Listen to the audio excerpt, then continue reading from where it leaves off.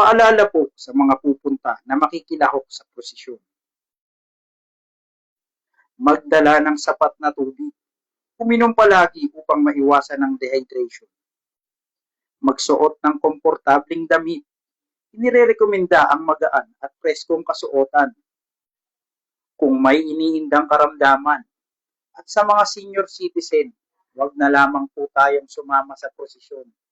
May live streaming naman po ang Quiapo Church na kung saan ay maaari ninyong mapanood at pakikibahagi. Ganon din po sa mga bata. Baka po sila ay maipit o mawala dahil sa siksikan at dami ng tao. Kung hindi naman po may iwasan, maaari po silang lagyan ng pagkakakilanlan o name tag at contact number ng kanilang magulang o guardian.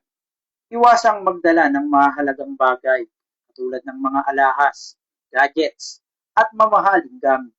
Huwag magdala ng backpack o bag maliban na lamang po kung ito ay transparent.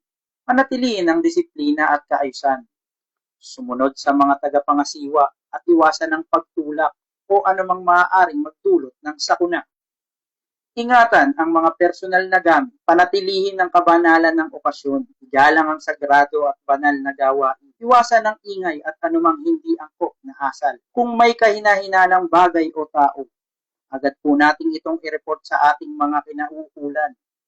Ang inyong kaligtasan at maayos na pakikilahok ang aming pangunahing layunin. Makakaasa po kayo na sa bagong PNP para sa bagong Pilipinas. Serbisyong mabilis, tapat, at nararamdaman.